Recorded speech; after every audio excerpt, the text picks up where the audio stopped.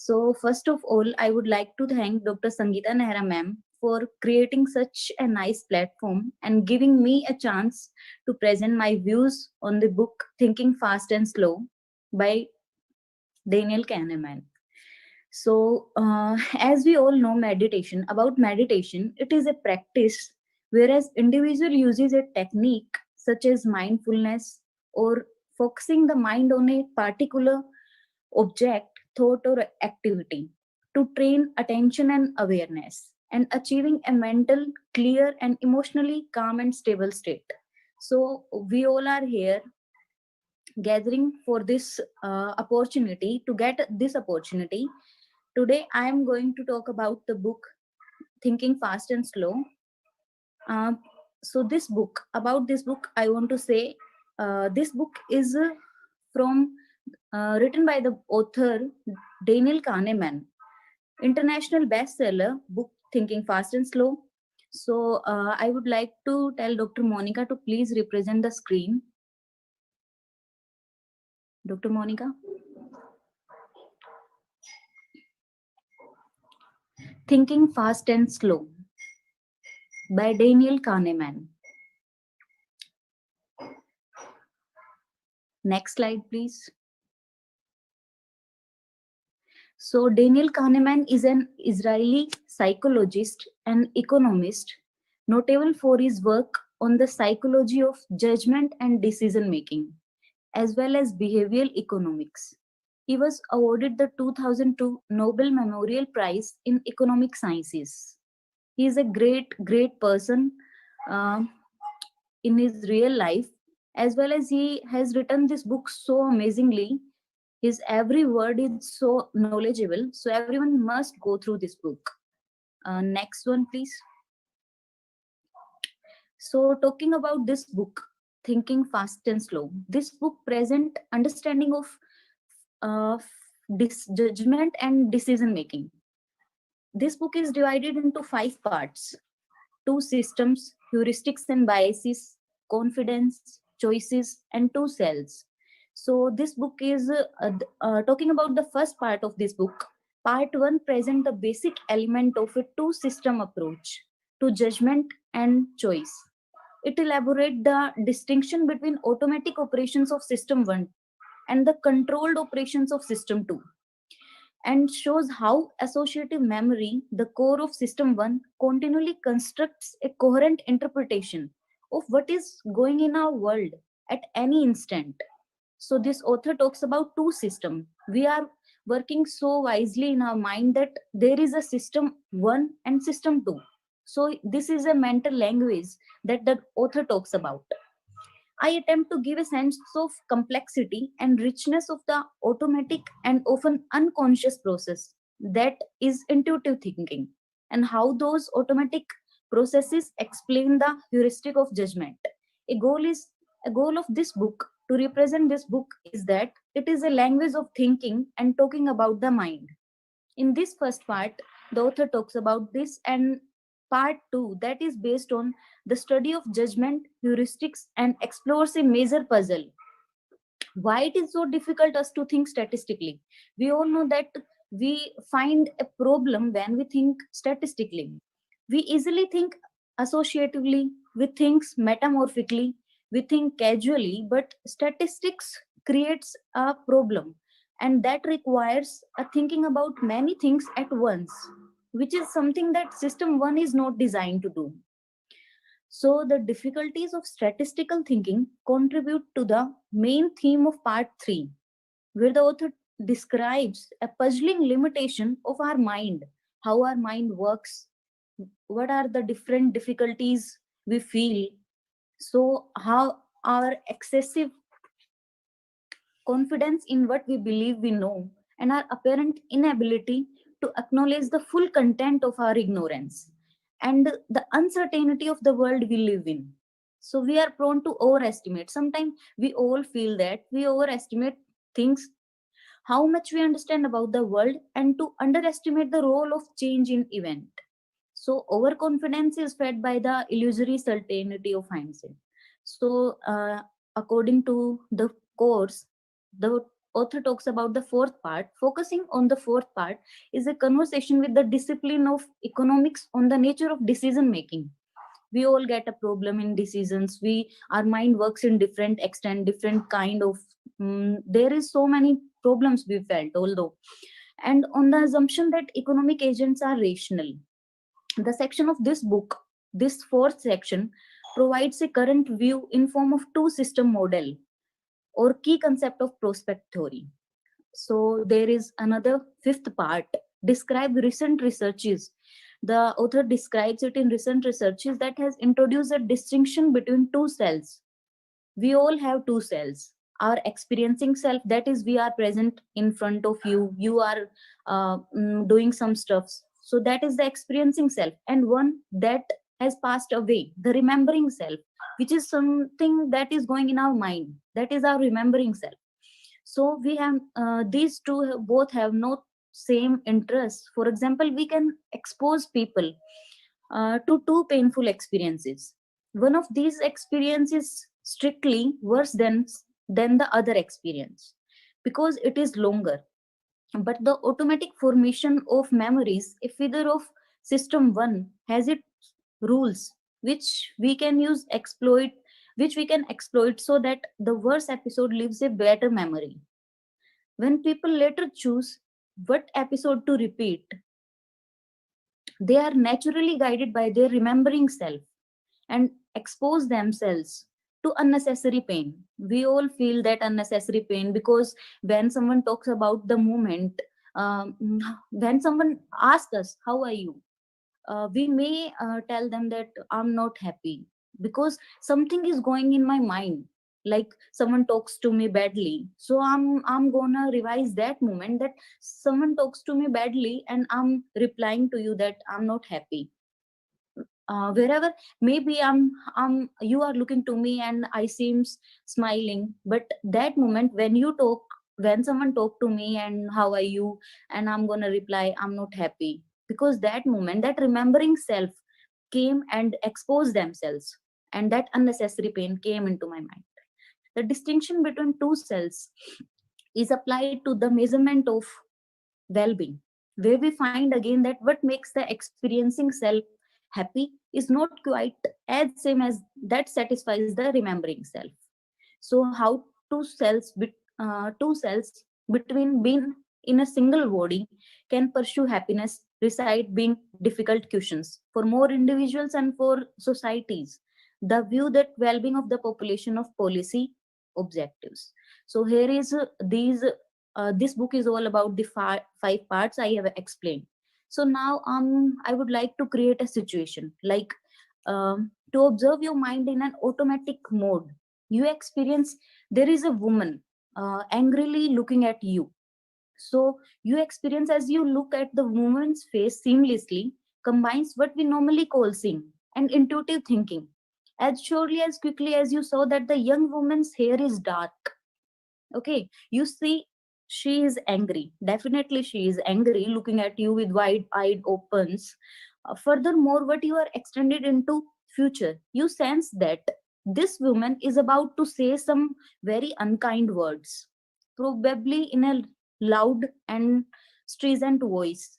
A prenomination of what she was going to do came into your mind nextly, automatically and effortlessly, because her looks, we are seeing to her and her looks are gonna tell this automatically and without any efforts. You did not intend to access her mind or her mood.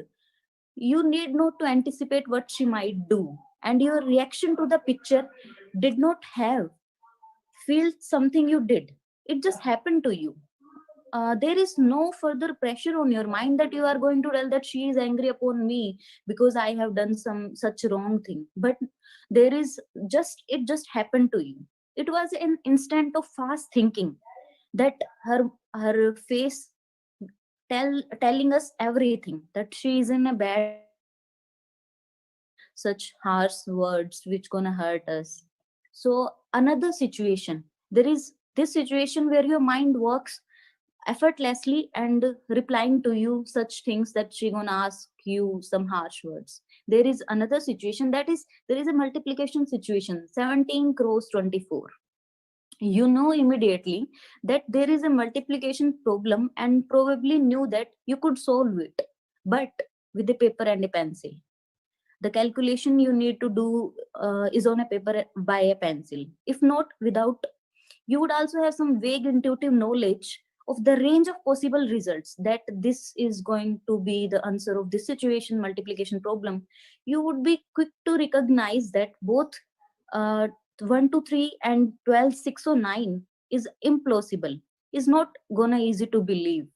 Without spending some time on the problem on a paper, however, you would not be certain that the answer is gonna 568. The answer is not going to be 568.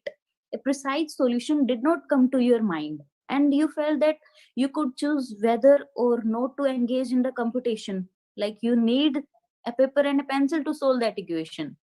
You should attempt the multiplication problem now, completing a least part of it. You experience slow thinking. Here comes slow thinking.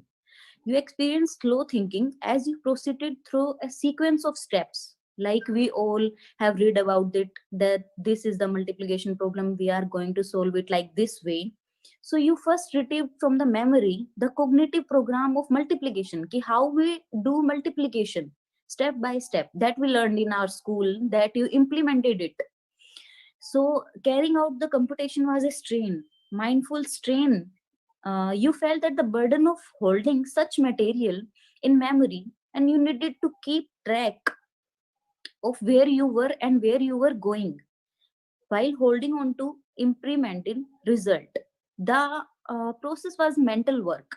We can understand that this is totally a mental work, deliberate, effortful, and orderly. Order by order, we are going to do that. A prototype of slow thinking. We can understand that these kind of things need time, and this is a part of slow thinking. The computation was not only an event in your mind, but on your body, that was evolving it. Your muscles tensed up. We feel a kind of strain in our muscles, and that goes tensed up. Your blood pressure may rise, and your heart rate may increase. So someone looking closely at your eyes while you tackle this problem would have seen your pupils dilate.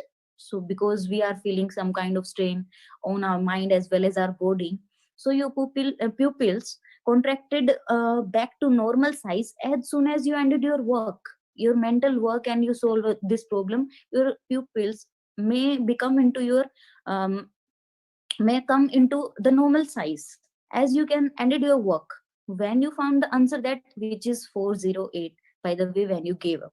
So this is the work of slow thinking and fast thinking came into place when we go through such kind of examples, when we go through such kind of situations into our life.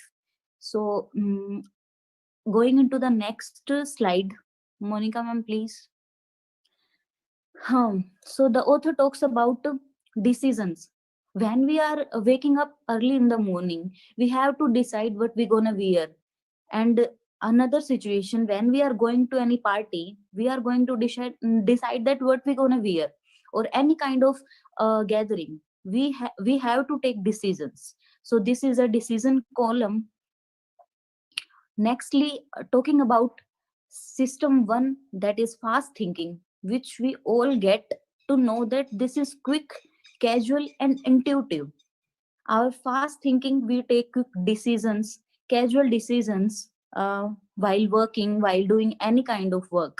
And on the other side, there is system two, which is the slow thinking, which requires effort and mental calculation. We have to do some mental calculations so that this equation or this kind of thing may work out. If not talking about this, there may be created a bias. Bias goes to be in a heuristic mental shortcut. We all wants to solve this equation or any kind of problem in a short period of time. So we all require a mental, we all go towards a mental shortcut. While going this may take time, or taking toward this mental shortcut, it it may be occurs that the we may choose the wrong thing over the right thing. So nextly, number of And another situation where the number of civilians deaths per year due to violence. We all know that when we are planning to go to Jammu Kashmir, we think that number of civilians death per year due to violence are less than the number of death by road accidents in our place where we all are living. So this is known as availability bias, that we are calculating two different situations according to availability bias, that this thing is more worse than this thing, so our decisions are going to change according to availability bias. Or sometimes we want to go through news section, that our researches may go on. Is your decision based on research, on easily availability information, that someone told us that this is going to be okay, then we may decide according to, without going through the researches. On some time we go through researches on the specific topic, then we went, or we choose to decide that we are going to do this thing or not. Nextly, there is the thing is depends upon news, Facebook, Twitter, or social media. The number of civilians death per year due to violence is less than number of death by the road accidents. So we need to research on it. We need to work on our mental work. We need to research. We need to work on it. That how we gonna decide the things. There is another anchoring bias. The author is talking about anchoring bias. So what anchoring bias is? It is related to numbers that are that we compare numbers to get meaning. There is a situation like, think about the average cutoff in a test was 75 and your score was 50. So you are going to regret about that. I'm not going to pass this, I'm not going to achieve this target because I scored 50 and the cutoff went 75. So here you become depressed. But when you go through the topper's mark, that is 52, you are going to be happy, because there is a thing when firstly you are comparing your marks to the cutoff marks, and then on the other hand, when you go through the topper's mark, that is 52, you are going to be happy that there is no such a big difference in between your marks and the class topper marks. So these are the situation that came into our mind, and we are going to say that we have to decide according to situations. That is how our mind works. Next slide, please.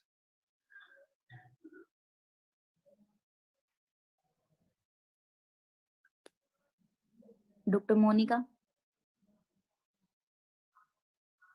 Thank you so much.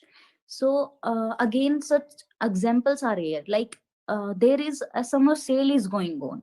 So when we are concentrating on a particular thing that we gonna purchase, there is a big difference on the money that on during sale. There this dress is of 1800 and the original price is of 2500. So you are going to buy this dress because there is a big difference between the actual price and the sale price. So there is a calculation going in our mind when we are getting through this. So this works sometime, that this is a thing going in our mind, that we compare this prize money to the original prize money. So this is how our mind works. And again, another effect, the author talks about framing effect. What is framing effect? That our decision depends on how you frame questions.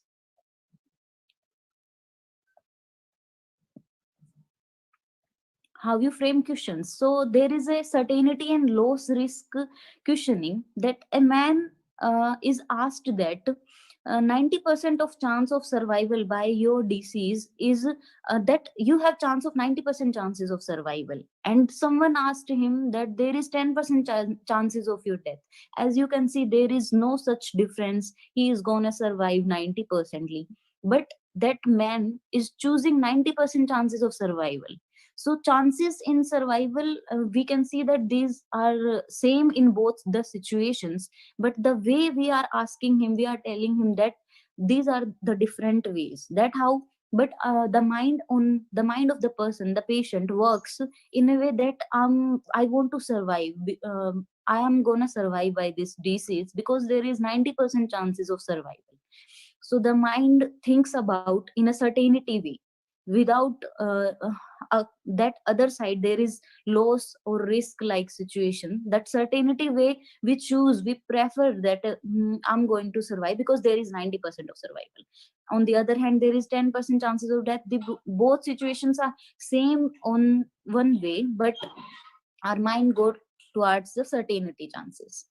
Another, there is an loss aversion theory. So what is loss aversion theory? The loss aversion means to convince someone, that how to convince someone and what are the ways to convince someone. Like uh, a man is badly smoking. He is using cigarette 10, 15, 20 without measuring anything, that he is suffering from such kind of things or any kind of symptoms. So how we are going to convince him that he should leave cigarette smoking?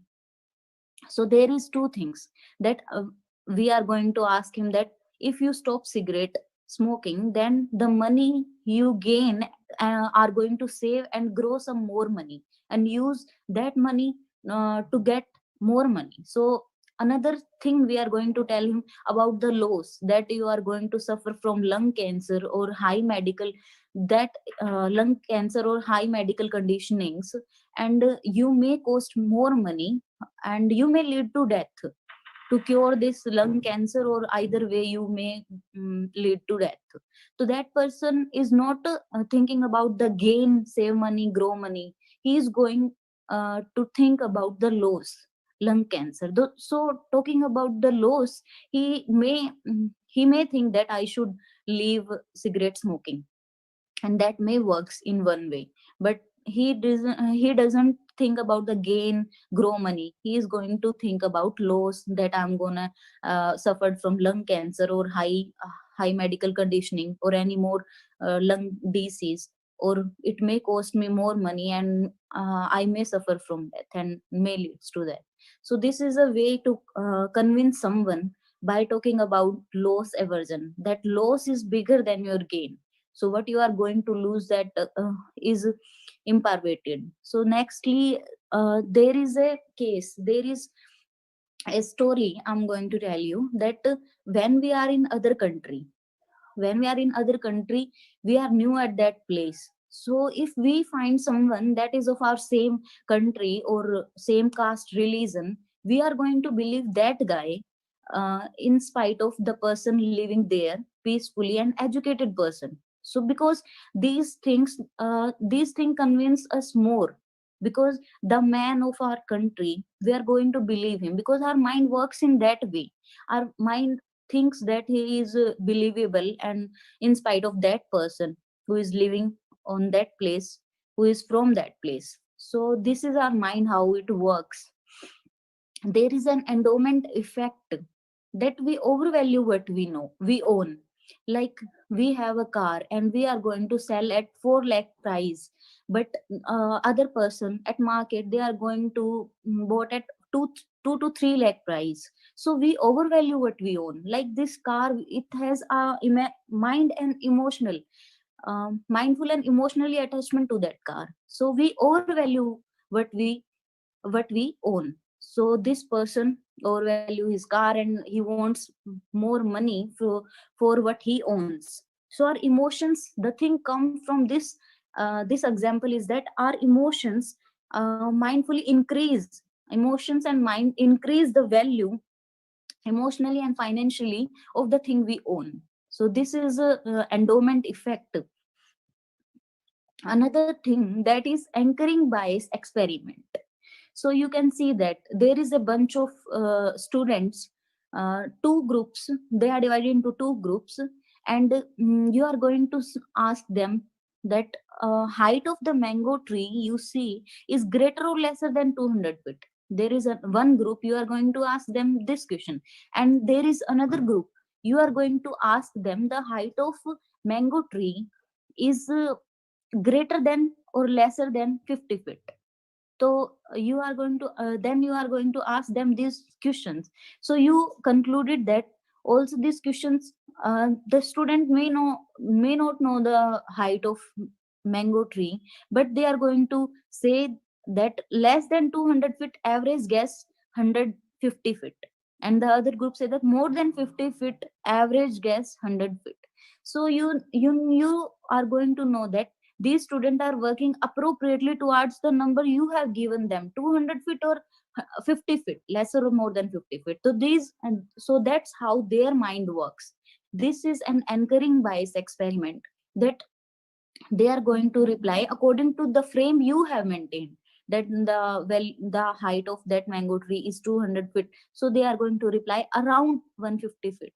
And other group that is also the same, 50 feet, this is that more than 50 feet or average guess 100 feet. So this is how our mind works. Again, one more thing, that fast thinking is right without any bias. If there is no bias, then we can say that fast thinking is right. But when fast thinking, when that any bias is present, then slow thinking may affect more. We have to work slowly to we have to give time to our mind. That's how it works. So coming up on next thing, system 1 and system 2, how it works. So system 1, that is operates automatically, we concluded upon it that it works or operates automatically and quickly with little or no efforts. We are going to decide things quickly. It is our gut reaction, how we read expressions.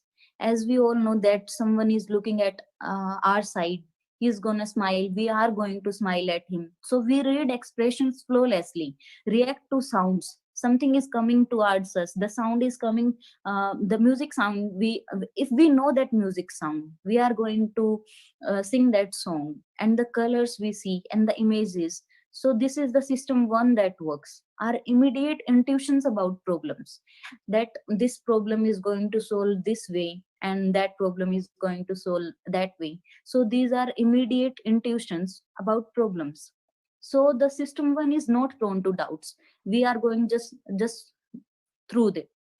We are not going to take time through this, because this is automatic thing that is coming into our mind. And talking about system 2, so please change the slide. System 2, that is a slower and region based approach. It works on things like how I'm going to create the situation, like how this is happening to me, how I am going to solve this. So this is a step by step thing. It has a natural speed. It is slower and reason based approach.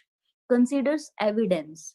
It won't evidence that what is the real thing, and questions and assumptions, how these are things and going, how these things are working, and assumptions, the most important assumptions, how we are going to assume things, and that way this is going to work. Responsible for socially appropriate behaviors, that what actually is going on, appropriate behaviors that is occurring to us, we are responsible for that. We are going to decide things, then we are going to work on it. That concluded way can contain conflicting ideas at one time. We may conclude ideas and conflict, there is conflict between them, so it can contain conflicting ideas at one time. System 2, there is a nice note about system 2, that if our system 2 is engaged, we will basically believe anything. Because if system 2 is engaged in any kind of work, obviously the thing is going to system 1, and system working 1 is working fast, so we are going to believe anything that is coming to us. Though that's about system 1 and system 2. This book is all about our mind, that assuming system 1 working and another working of system 2. So system 2 is also has a natural speed. You expend some mental energy on random thoughts and in monitoring what goes on around you, even when your mind does nothing in particular, but there is a little strain. Obviously you feel a little strain on your mind, unless you are in a situation that makes you unusually or self-conscious. Monitoring what happens in the environment or inside your head demands little effort. Obviously that demands little effort, because here is the system too. You make many small decisions as you drive your car. We all know that when we are driving a car, we need to decide something, small decisions. Observe some information as you read the newspaper, and conduct routine exchanges of pleasantries with a colleague or spouse, and all with little effort and no strain. So, just like a stroll, it is normally easy and actually quite pleasant to walk and think at the same moment. Think like a situation, you are walking and walking, then you actually is doing is that you are thinking at the same time while you are walking. So but extreme these activities appear to compete for the limited resources of system 2. You can confirm this claim by a simple experiment. So while working comfortably with a friend, ask him to compute 23 crore 78 in his mind. You are going to ask him that please calculate the situation, the thing 23 cross 78 in your head, and to do so immediately. So he will almost certainly stop walking in his tracks. My experience is that uh, I can think what's strolling but cannot engage in mental work that imposes a heavy load on short-term memory. So if I must construct a argument under time pressure, I would rather be still. I would preferring sitting to standing, because we are going to avoid that mental strain. Of course, not all slow thinking requires that form of intense concentration and effortful computation, but some of the thinking required that intenseful concentration and effortful computation. So, this is all about fast thinking, slow thinking, the busy and depleted system too. The R system too is busy and depleted. So, imagine that you are asked to retain a list of 7 digits for a minute or two. I'm going to ask you that please retain this 7 digit number into your mind. So while you are doing, your system 2 is busy retaining that digit into your mind, you are told that remembering the digit in your is your top priority. While your attention is focused on the digit, you are offered a choice between two desserts. That is a sinful chocolate cake and a vicious fruit salad. So the evidence suggests that you would be more likely to select the chocolate cake when your mind is loaded with that digit number. So the system 1 has more influence or behavior when system 2 is busy and it has a sweet tooth. So that's how it works. Another situation that people who are cognitively busy are also more likely to make selfish choices, use and make superficial judgment in social situation. Memorizing and repeating digit loosens the hold of system 2 on behavior. But of course, so cognitive load is not the only cause of weakened self-control. A few drinks have the same effect as does a sleepless nights. The self control of morning people is impaired at night. The reverse is true for night people, that their self control is impaired at day.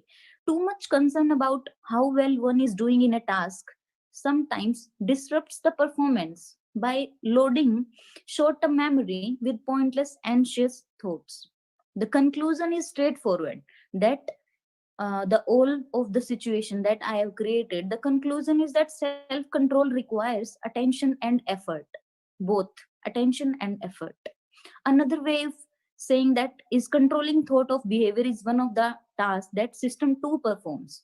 That are we have asked to control our thoughts. That is a work of system 2. System 2 performs that work. A series of surprising experiments by psychologist and his colleagues had shown conclusively that all variant of voluntary effort, that is cognitive, emotional or physical, draw at least partially on a shared pool of mental energy. Their experiment involves successive rather than the simultaneous task. So this is how the busy and depleted system 2 works.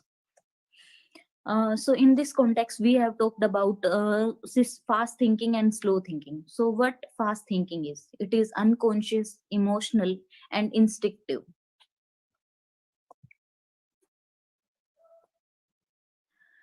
It results in snap judgment and sometimes prejudice. So that's how our fast thinking works. Please go to the next slide, Monica. Another thing, that is slow thinking, what is most of us would consider actual thoughts. Actual thoughts going into our mind are processingly in a variant way, like orderly. It is conscious, deliberative, and most rational. It is more logical. So when we work on something that is more logical, that's actually looks more logical because we are working on it. So this is slow thinking. There is another thing about the system 2, that the system 2 that is working logically is the lazy system. One of the main function of system 2 is monitor and control thoughts and actions, and suggested by the system 1, allowing some to be expressed directly in behavior and suppressing of modifying others. So this is how the lazy system 2 works in orderly. In this book, the author talks about um, thinking about the life. So he has some good points or good examples about speaking of thinking about life. So thinking about life, like there is a girl, she thought that buying a fancy car can would make her happier, but it turned out to be an error of effective forecasting. This is not going to make her happier, because some unhappy thing is going into her mind that someone reminds, and that remembering self works here. And another man, his car broke down on the way to work his morning, and he is in a full mood. So this is not a good day to ask him about his job satisfaction. So this is how our mind thinks. So there is a girl, she looks like cheerful most of the time. But when she is asked, she said she is very unhappy. The question must make her think of a recent divorce. So the thing reminds her that she is getting divorced. So that makes her unhappy. Maybe when we are looking at her, she looks happy, cheerful most of the time. But when the situation came onto her mind, she is going to reply, I'm not happy, I'm very unhappy. So these are the different situations. Like buying a larger house may not make us happier in the long term. Suffering from a focusing illusion, that would be maybe possible. So he has chosen to split his time between two cities, probably a serious case of mismounting. So these are the things, speaking of thinking about the life, came take place here. So the author, as we can see that the author has introduced two fictitious characters, spent some time discussing two species, and anotherly he talks about two selves, like remembering self and experiencing self.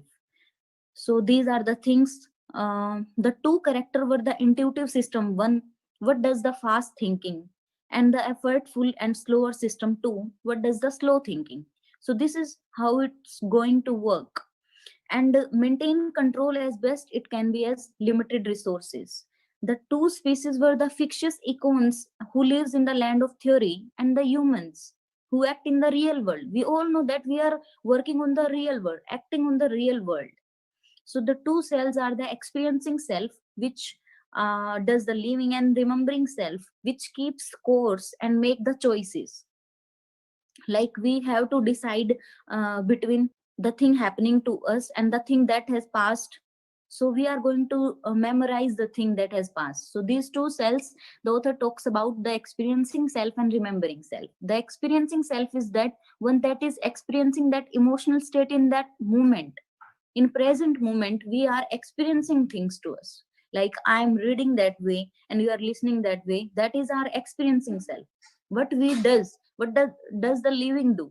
So next is the remembering self, the memory of the experienced moment, which keeps score and make the choices according to the situations. So there are these are the two cells.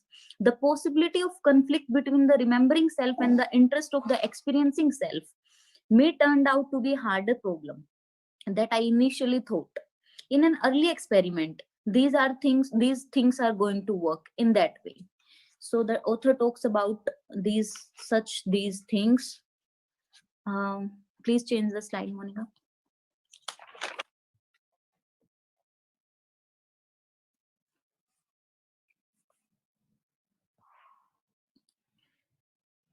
So, talking about the conclusion of this book.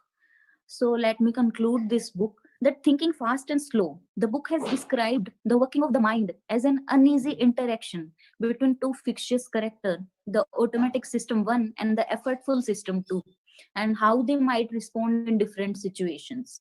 So this book, you have went through lot of things. So how two system in your brain are constantly fighting over control of your behavior and actions, and can teaches you the many ways in which you are leads to error in memory and judgment and decision, and what you can do about it. So the main thing what I learned from thinking fast and slow is that situations and experiences change, but the human value is constant. Change the slide, please. There is a good saying I got through this. Daniel Kahneman says that the easiest way to increase happiness is to control your use of time. You have to control your use of time. Can you find more time to do the things you enjoy doing? So we are going to find the new ways, new time to enjoy other things that we are missing. So the easiest way to increase our happiness is we need to control our time, use of time. So that's what I go went. And Daniel Kahneman's good thoughts. There are so many things that are beside these are also present. So thank you so much for today. I really appreciate your patience hearing. Thank you so much. Thank you, Monica. So thank you so much, Dr. Anu Bangarwa, for sharing this wonderful book. I never thought before this, I never thought about like thinking in this thinking manner, like fast and slow. So many things I loved about this book and today's explanation. So few things I want to tell you that I loved the most was two selves. One was our experiencing self, and second one is the remembering self. These two things revolves around our life in such a manner in um, day to day we are doing so many things, and we come to these things like what we create a situation, like you have said many situations where we um, do fast thinking, then we immediately take action for that. And when we do slow thinking, we calm ourselves, then we think about it more, that whether should I do this thing or that thing. So that was wonderful. And the another thing I love the most, that how the surrounding changes our thinking. You want surrounding to affect yourself, or you want yourself to be calm and composed to to say something. You need to thought something in your mind before you saying somebody some words.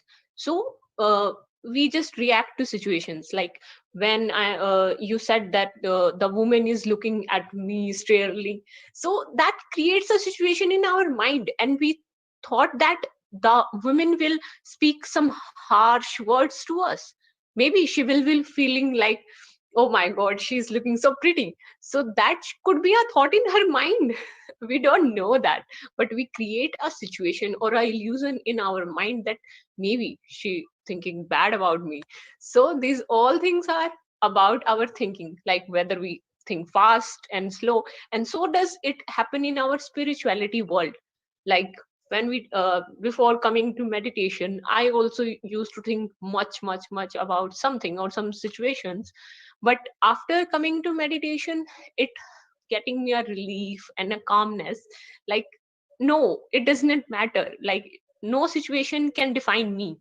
What define me is myself. What I wanted to create a situation, what situation is giving me or teaching me, that's not important.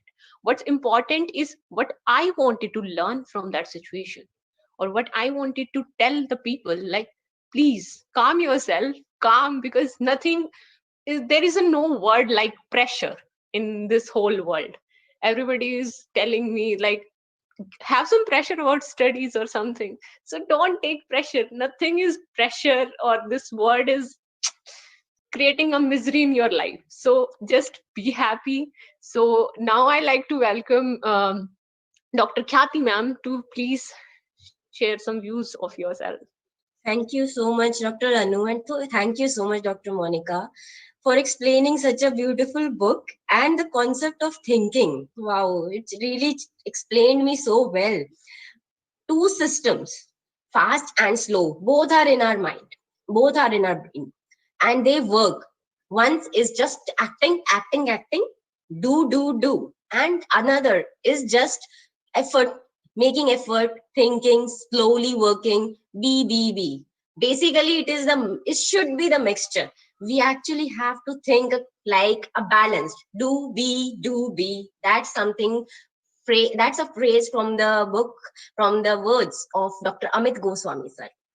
And really, it really enlightened me about the fact of this do be concept, that we have to think subtly. We don't have to take pressures immediately. We don't have to rush to the things. We have to think logically, stay in any situation, stay calm, and then take action. Also, I would like to say something about from the book of Dr. Amit Goswami, that our thoughts are the mode of movements of mind. So these thoughts makes our mind, makes our personality, and these thoughts, what thoughts I am having, no one else can have that thought at that time in the same identical manner. My thoughts are private, your thoughts are private. They are experienced as awareness, as internal, in awareness as internals. They cannot be just like, yes, if I am having any kind of thought, same identical thought will come up into the Anu's mind. It can be nearly same, but it cannot be identical. So that's such a beautiful thing you explained. And that's why what kind of thing we interpret from our thoughts makes our that becomes comes from the choosing power. How we choose through what? From our creativity. What is creativity? Developing, discovering something new. And when we just keep on thinking from the old perspectives, past experiences, that remembering self, then we end up doing nothing. Not our behavior doesn't change. We just keep on living into the same thinking patterns, and no creativity will come. No new thing will occur in our life. Only the same thing will be there. But if we if we find something new, creativity from the new context, that's the fundamental creativity. And we have to, it's complete transformation. We can change ourselves from our thought, only from our thought, if we just change it once. And situational creativity, from the old context only, we find something new that brings about a little change in that situation. It can bring. And I think it's very good if we start doing from the situational creativity and leave our ego self or conditioning. So it's thank you so much, and Dr. Anu, for such a beautiful book. Also, I would like to share some of the Patriji's quotes, that he says that as soon as a disastrous thought arises in mind, it should be snubbed off immediately. We should continuously sweep our minds off of all disastrous thoughts. All disastrous thoughts in our life are happening solely because of our own disastrous thinking patterns. And when we say the disastrous thinking patterns, we say from the conditioning concepts. So we have to change our thinking patterns. And the next thought of Patri sir is so beautiful, that consciousness is fundamental verity. Thought is the function of consciousness, and energy is the product of thought. And finally, matter is crystallization of energy. So what we have as a physical perspective, what we have in my surroundings as a physical, that all is because of the consciousness that arises to the thought, and what thought has came into my energy. Thank you so much for that. And now I would like to tell you all about the quantum life, that we will be introducing our quantum life concept from the coming new year, in which we all will be explaining you about the quantum kitchen concept, and about the use of pyramids in our homes as well as in our kitchens, and also about the Ayurveda principles for a healthy lifestyle. Healthy lifestyle, healthy life, and a happy life. Also, These two will be collaboratively explained under the concept of quantum physics, how quantum physics delves into the pyramids and the Ayurveda principles. So please stay tuned, and in the new year, coming new year, you all will be enlightened by this. Thank you so much. Now I would like to explain about the swag movement. Swag movement, SWAGG, Save Water and Go Green.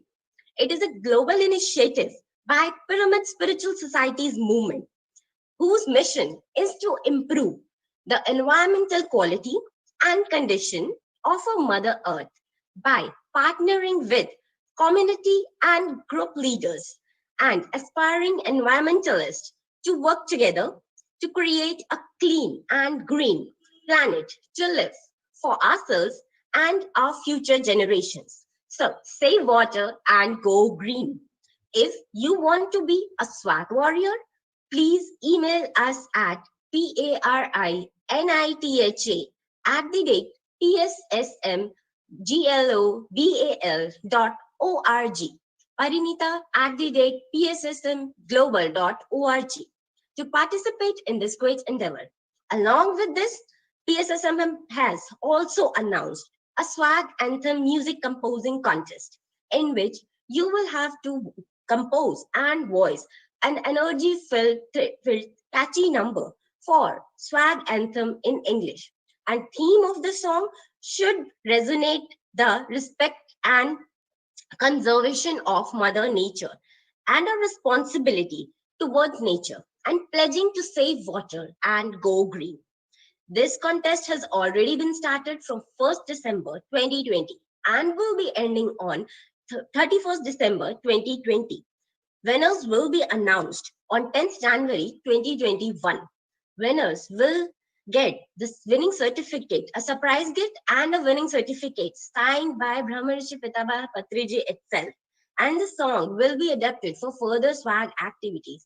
So please send us your entries at pssm.swagg@gmail.com, pssm.swag@gmail.com.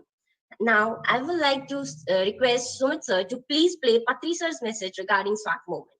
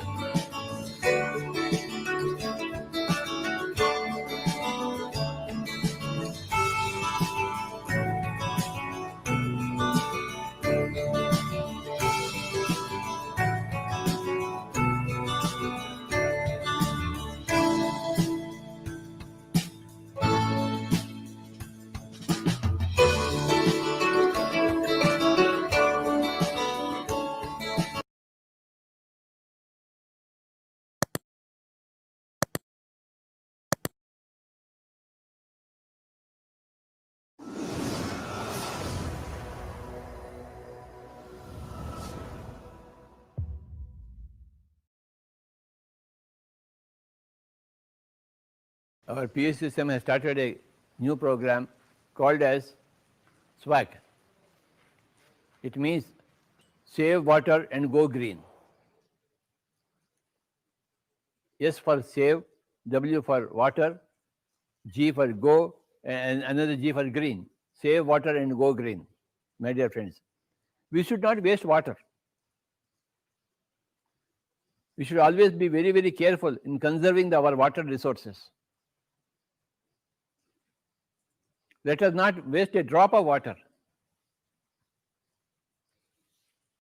Every drop of water should be utilized properly. Every drop of water should be used in the best possible way.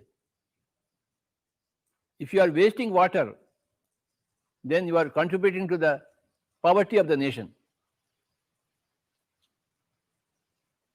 If you are conserving water, every drop of water, you are conserving the nature and you are making the nature prosper. We have to conserve water. Whenever you are seeing an open tap, please close it. Let not the water go waste. This is called as save water. And then go green. Plant trees. Everybody should plant trees. That is the most important activity for a man, for a human being, to plant trees. We want a very green planet, not a dry planet. And for plants, water is required. If there is no water, there is no greenery. There are no plants. These are the two important activities for a human being. You have to save water and you must see that everything is green. You must plant trees. While we are enjoying the trees planted by others, we should also plant trees. Everybody is forgetting this point and they are not planting trees at all. Why can't you plant trees? Why are you not aware of that fact? That you must plant trees every day. And always, every minute, you must be aware of wasting water. And you must never waste water. Water is a very, very precious commodity. It's a divine commodity. And if you plant a tree, plant a seed, sow a seed, you are making it green. So this is the movement called as SWAG. It means save water and go green. I like everybody to say, save water, and go green. Please repeat. Save water and go green. Again. Save water and go green. SWAG. What is SWAG? Save water and go green. Again. Save water and go green. Again. Save water and go green. Like this. Save water and go green. How many points? 2 points. What are the 2 points? Save water and go green. How many points? 2 points. What are those points? Save water and go green. ಎಲ್ಲರಿಗೂ ನಮಸ್ಕಾರ.